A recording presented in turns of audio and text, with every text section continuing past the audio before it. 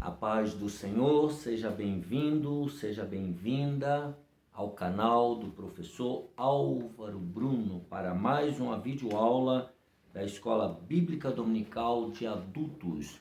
Nesse trimestre, terceiro trimestre de 2021, lição de adultos da nossa CPAD, o plano de Deus para Israel em meio à infidelidade da nação. Comentarista, pastor Cleiton Pomerini.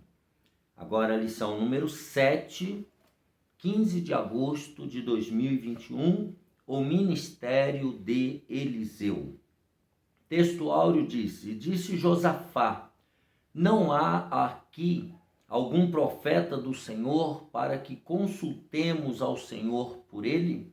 Então respondeu um dos servos do rei de Israel e disse: aqui está Eliseu, filho de Safate, que deitava água sobre as mãos de Elias. Segundo Reis 3:11. Verdade prática: Deus usou e ainda usa seus servos para realizar milagres. Basta ter fé e confiança no Senhor, que Ele opera maravilhas. Façamos a leitura bíblica em classe, em 2 Reis, capítulo 3, versículos 5, de 9 a 11, do versículo 14 ao 18, capítulo 4, do versículo 1 ao 7 e do versículo 38 ao 41. Sucedeu, porém, que morrendo Acabe, se revoltou o rei dos Moabitas contra o rei de Israel. E partiu o rei de Israel, e o rei de Judá, e o rei de Edom, e andaram rodeando com uma marcha de 7 dias, e o exército e o gado que os seguia não tinham água. Então disse o rei de Israel: que o Senhor chamou a estes 3 reis para os entregar nas mãos dos moabitas. E disse Josafá: não há aqui algum profeta do Senhor para que consultemos ao Senhor por ele? Então respondeu um dos servos do rei de Israel e disse: aqui está Eliseu, filho de Safate, que deitava água sobre as mãos de Elias. E disse Eliseu: vive o Senhor dos exércitos, em cuja presença estou, que, se eu não respeitasse a presença de Josafá, rei de Judá, não olharia para ti, nem te veria. Ora, pois, trazei-me um tangedor. E sucedeu que, tangendo o tangedor, veio sobre ele a mão do Senhor, e disse: assim diz o Senhor, fazei neste vale muitas covas, porque assim diz o Senhor, não vereis vento e não vereis chuva. Todavia, este vale se encherá de tanta água que bebereis vós e o vosso gado e os vossos animais. E ainda isto é pouco aos olhos do Senhor. Também entregará ele os moabitas nas vossas mãos. Capítulo 4 de 2 Reis. E uma mulher das mulheres dos filhos dos profetas clamou a Eliseu dizendo: meu marido, teu servo, morreu, e tu sabes que o teu servo temia ao Senhor. E veio o credor a levar-me os meus 2 filhos para serem servos. E Eliseu lhe disse: que te hei de eu fazer? Declara-me que é o que tens em casa. E ela disse: tua serva não tem nada em casa, senão uma botija de azeite. Então disse ele: vai, pede para ti vasos emprestados a todos os teus vizinhos, vasos vazios, não poucos. Então entra e fecha a porta sobre ti e sobre teus filhos, e deita o azeite em todos aqueles vasos, e põe à parte o que estiver cheio. Partiu, pois, dele, fechou a porta sobre si e sobre seus filhos, e eles lhe traziam os vasos, e ela os enchia. E sucedeu que, cheios que foram os vasos, disse a seu filho: traze-me ainda um vaso. Porém ele lhe disse: não há mais vaso nenhum. Então o azeite parou. Então veio ela e o fez saber ao homem de Deus. E disse ele: vai, vende o azeite e paga a tua dívida, e tu e teus filhos vivei do resto. E voltando Eliseu a Gilgal, havia fome naquela terra, e os filhos dos profetas estavam assentados na sua presença. E disse ao seu moço: põe a panela grande ao lume, e faze um caldo de ervas para os filhos dos profetas. Então um saiu ao campo a apanhar ervas, e achou uma parra brava, e colheu dela a sua capa cheia de coloquíntidas, e veio e as cortou na panela do caldo, porque as não conheciam. Assim tiraram de comer para os homens. E sucedeu que, comendo eles daquele caldo, clamaram e disseram: homem de Deus, há morte na panela. Não puderam comer. Porém ele disse: trazei, pois, farinha. E deitou-a na panela e disse: tirai de comer para o povo. Então não havia nenhum mal nenhum na panela. O objetivo geral dessa lição é destacar alguns milagres de Eliseu como confirmação de seu ministério profético. Os objetivos específicos: primeiro, evidenciar que o Senhor zela por seu povo. Segundo, demonstrar a fé e a confiança da viúva de Sarepta.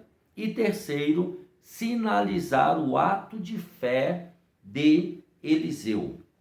O ponto central, ele indica que Deus é poderoso e usa os seus filhos para a realização de milagres.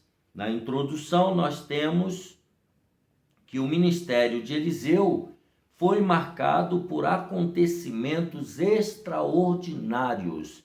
E por falar em acontecimento extraordinário, você já deixa aqui embaixo o seu gostei, para você não esquecer. Se inscreva no canal e compartilhe essa videoaula com o maior número de pessoas, para que elas também sejam abençoadas por Deus. Então, o ministério de Eliseu foi marcado por acontecimentos extraordinários.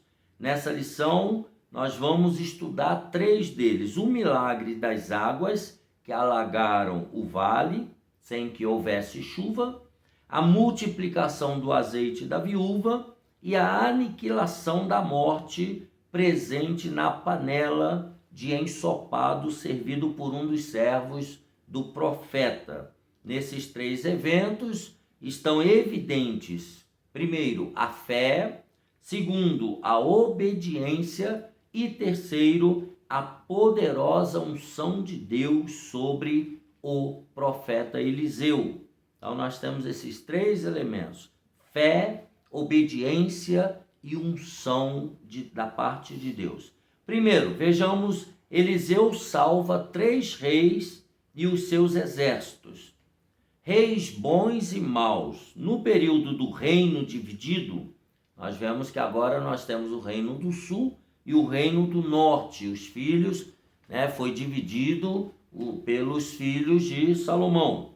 Então, houve a alternância de reis bons e maus. Alguns, iam se levantando como reis e depois se desviavam, esta distinção entre bons e maus não leva em conta apenas o modo como esses reis administravam o reino ou lideravam o povo, mas a forma como eles se relacionavam com Deus, porque esperava-se que o povo de Deus fosse governado por um rei que temesse ao Senhor, que obedecesse a Deus, que andasse segundo a palavra de Deus. Tá? Portanto, ao se referir a um determinado rei como mau, o autor do livro de Reis está dizendo que esse monarca, além de desobedecer e desprezar a Deus em seu culto, promovia a adoração de ídolos. Então, eles, além de desprezar a palavra de Deus, o relacionamento com Deus, eles ainda incitavam o povo à idolatria, à adoração de ídolos. Isso era considerado reis maus. Número 2. 3 reis vão à guerra contra os moabitas. O Jorão, rei de Israel, que como seu pai Acabe, então veja quem era o pai de Jorão, Acabe, marido de Jezabel. Ele fora reprovado pelo Senhor. Então essa dinastia de Acabe era uma praga. Segundo, Josafá, rei de Judá, considerado um excelente rei, um excelente monarca, em razão de promover a adoração ao verdadeiro Deus. Então, Josafá era um rei temente a Deus e levou o povo à adoração a Deus. E o terceiro rei, o rei de Edom, que era vassalo de Judá. Tá? Isso nós podemos ver aí em 1 Reis 3 e 9. Tá? Quando ele diz o rei de Israel, o rei de Judá e o rei de Edom, dos edomitas. Tá? Esse rei aí, ele era subordinado ao rei Josafá. E o que motivou a guerra foi a rebelião dos moabitas, que nessa época pagavam impostos ao rei de Israel. Tá? Com a própria leitura bíblica em classe, o versículo 5, ele diz: sucedeu, porém, que morrendo Acabe, né?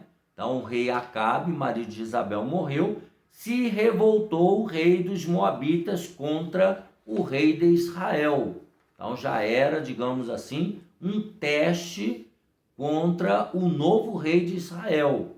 E aí juntaram-se esses 3 reis, tá, para lutar contra os moabitas, que estavam se negando a pagar os impostos pesados que fora imposto pelo povo, pelo rei Acabe, né, pelo rei de Israel, contra os moabitas. Então essa guerra aí estava envolvida essa questão dos impostos pagos, né? Número 3, a predição de Eliseu se cumpriu. Agora entra a profecia. Em respeito a Josafá, que era um rei bom, um rei temente a Deus, diferente de Jorão, né, filho de Acabe, desse edomita também, tá, o rei de Edom. Tá? Em respeito a Josafá, Eliseu, cheio do poder de Deus, previu que águas em abundância alagariam milagrosamente toda aquela região sem a ação dos ventos e também sem chuva. Na leitura bíblica em classe, ele diz: não vereis vento e não vereis chuva. Todavia esse vale se encherá de tanta água que vós bebereis e o vosso gado e os vossos animais também bebereis. Então era simplesmente, conforme o próprio texto deixa claro, um milagre, porque todos nós sabemos que a chuva, a água vem de cima, e aqui ia ter chuva vindo de baixo. Só Deus para fazer esse negócio, né? Então o Senhor não apenas iria realizar esse milagre, mas também lhes entregaria a vitória sobre os moabitas, está lá no versículo 18. E ainda isto é pouco aos olhos do Senhor, quer dizer, Deus queria fazer muito mais. Também entregará ele os moabitas nas vossas mãos. Então veja que aqui foi uma sucessão de milagres através de Eliseu, né? Deus trabalhando através de Eliseu para dar livramento preferencialmente ao rei Josafá, rei de Judá. Mas como ele estava unido com Jorão e com o rei Edomita, então os três tiveram a vitória. Vamos ao tópico número 2. Então, só resumindo, fazendo uma síntese, não importa se pessoas infiéis existirem no meio das fiéis, o Senhor sempre irá intervir a favor dos que o temem. Foi o que eu acabei de falar. Por amor a Josafá, Deus dera livramento a esses outros reis maus. Tópico número 2. Eliseu aumenta o azeite da viúva.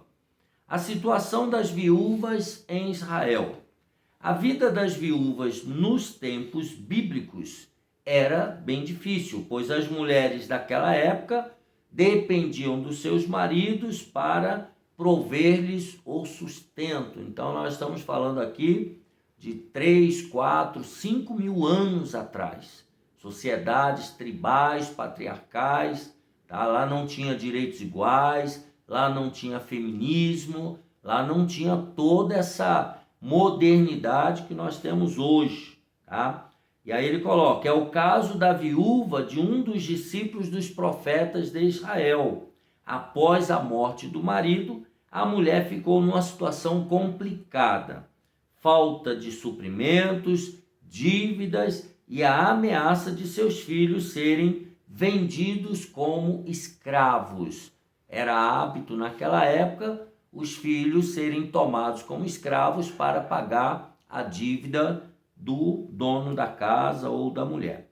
Deus ouviu o clamor daquela viúva e supriu as suas necessidades. Conforme nós lemos lá a partir do versículo 3 ao 7, ela foi, na leitura bíblica em classe, ela foi ao profeta Eliseu, está lá do versículo 3 em diante, né?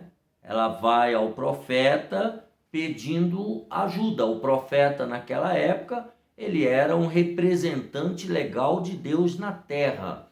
Então acreditava-se que o profeta tinha um relacionamento estreito com Deus e tudo que ele pedisse a Deus, Deus atenderia. Então todas as pessoas daquela época, quando queriam se dirigir a Deus, elas iam ao profeta, né? E aqui ela foi ao profeta Eliseu pedindo providência, né? Ela fez o clamor e Deus ouviu e fez um milagre. Número 2. Uma única botija de azeite foi suficiente para Deus operar o milagre. Após ouvir da mulher que não tinha nada além de uma vasilha de azeite, o profeta disse a ela que tomasse vasilhas emprestadas com os vizinhos e que ao entrar em casa com os filhos, fechasse a porta. A ordem era derramar em cada vasilha disponível o pouco de azeite que possuía e pô-las à parte à medida que ficassem cheias. Está lá do versículo 2 ao 4. E foi justamente o que ela fez aqui. Nós já temos o primeiro item, a obediência. Essa viúva, ela obedeceu à voz do profeta. Quando acabaram as vasilhas, o azeite cessou.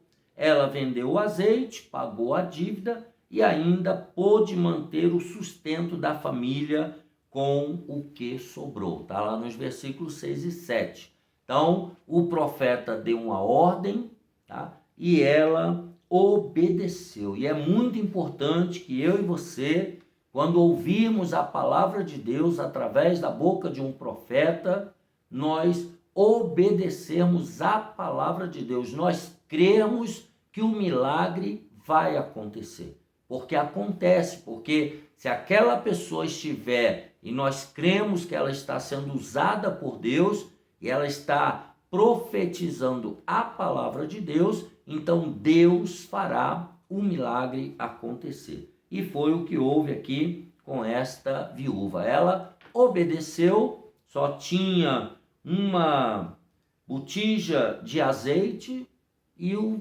profeta recebeu a orientação de Deus, passou para aquela viúva e aquela viúva obedeceu. Então obedeça quando Deus estiver falando através da sua palavra, faça aquilo que está sendo profetizado na sua vida. Bom? Número 3, fé, obediência e família unida. Neste episódio da multiplicação do azeite, então, percebe-se que a fé e a obediência são os ingredientes necessários para que as bênçãos divinas sejam abundantes na vida de quem crê. Vamos ver isso, eu vou ler na melhor Bíblia de Estudo do Brasil, a Bíblia de Estudo Pentecostal da nossa CPAD. Hebreus 11:6 está escrito: ora, sem fé é impossível agradar-lhe, porque é necessário que aquele que se aproxima de Deus creia que ele existe e que é galardoador dos que o buscam. Então, a pessoa que se aproxima de Deus precisa crer que Deus existe.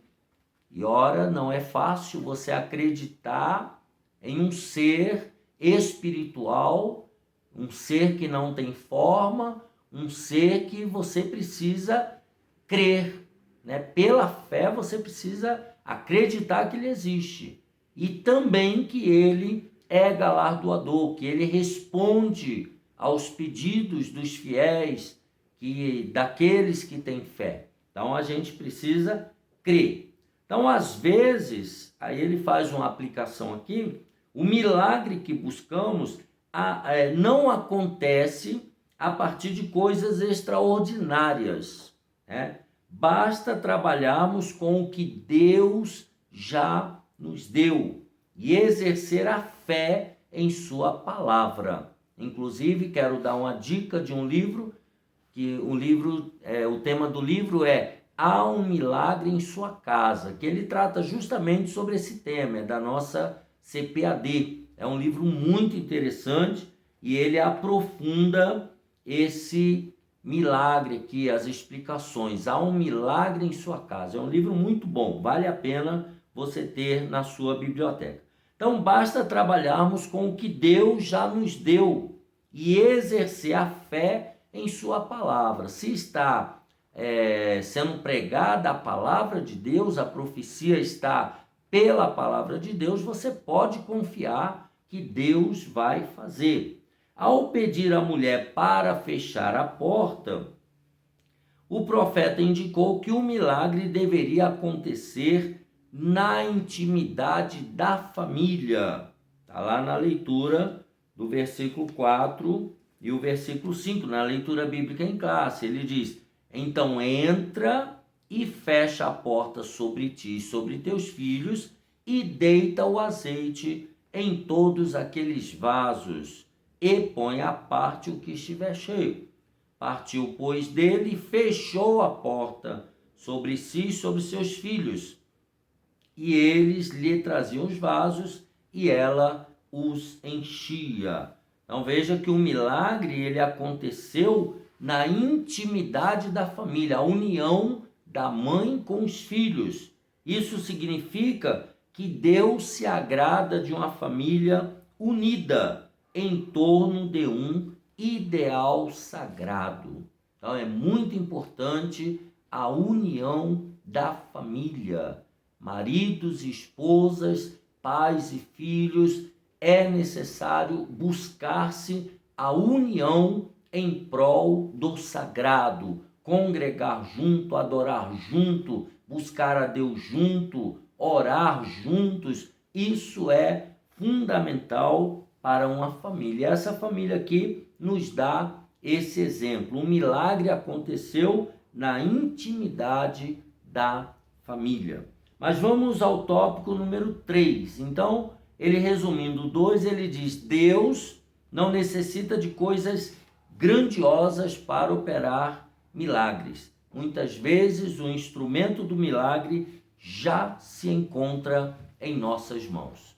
Basta Deus nos mostrar e nós observarmos onde está o milagre.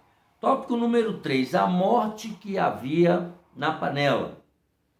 A escola de profetas. Os filhos ou discípulos dos profetas estavam radicados em Betel, Jericó e Gilgal. Então ali havia a famosa ou as famosas escolas de profetas, onde esses homens estudavam e se preparavam para ser os futuros profetas da nação.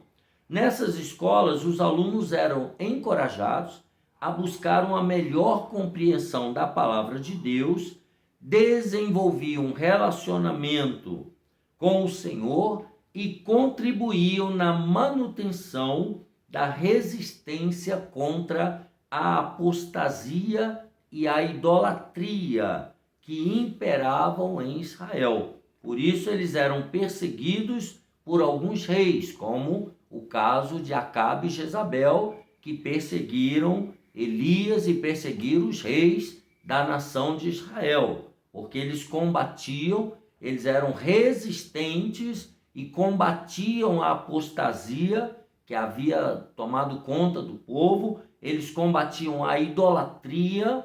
Então eles eram encarregados de ensinar, boca a boca, por pequenos grupos, que aquilo que a nação estava fazendo era errado e ajudá-los a andar no caminho bíblico, no caminho de Deus, no caminho de santidade. Esse era o papel, e essas escolas tinham esse papel de formar novos profetas. Número 2, a morte na panela. Foi na escola de profetas de Gilgal que Eliseu ordenou ao seu servo que fizesse um ensopado, está lá no versículo 38, para alimentar os discípulos. Provavelmente pela falta de conhecimento sobre plantas e diante da escassez de alimentos, o rapaz pegou junto com os legumes uma espécie de pepinos silvestres que continham veneno. Está lá no versículo 39. Então, provavelmente eram pepinos venenosos que não eram apropriados para o consumo. A comida foi servida àqueles profetas, aos homens, mas logo que eles aprovaram, eles gritaram, então, a morte na panela, que é o versículo 40. Então, Eliseu pediu um pouco de farinha, colocou no caldeirão e declarou que não havia mais perigo algum. Ou seja, Deus havia realizado o milagre. Então, nós vimos aqui a escola de profetas.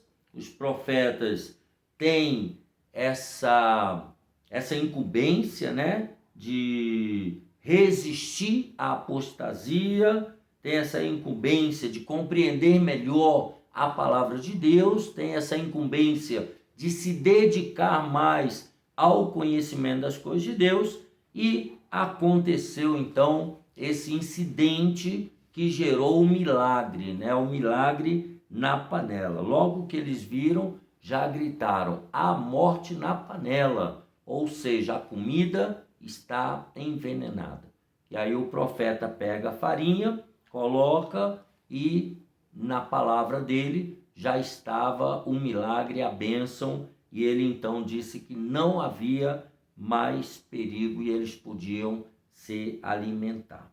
Então é isso aqui que nós vemos nesse tópico número 3, e ele resume o tópico dizendo que o Senhor não necessita de ninguém para realizar milagres, porém sempre espera de nós uma atitude de fé. Então nós vimos a questão da obediência, a questão da fé, e a questão de que em meio aos ímpios, aos infiéis, Deus sempre vai abençoar aquele que é fiel.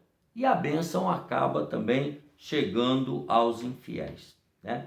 Concluindo, então, nós percebemos nesses 3 milagres, né, que aconteceram mediante alguma iniciativa ou trabalho humano.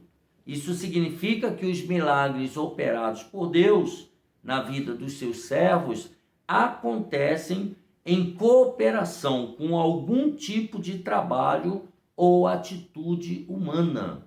As pessoas têm que tomar uma posição, têm que tomar um direcionamento, têm que se voltar para Deus, né? Deus tem compromisso com pessoas de fé, mas que também sejam operantes e diligentes, pessoas de ação, pessoas que obedecem e pessoas que esperam do Deus Todo-Poderoso os milagres que elas estão pedindo. Que Deus te abençoe e te guarde. Essa foi a aula número 7, a videoaula número 7, 15 de agosto de 2021, o Ministério de Eliseu. Na próxima lição estudaremos sobre Naamã é curado da lepra. Um abraço apertado, deixa aqui embaixo o seu gostei, a paz do Senhor e até a próxima, se Deus quiser.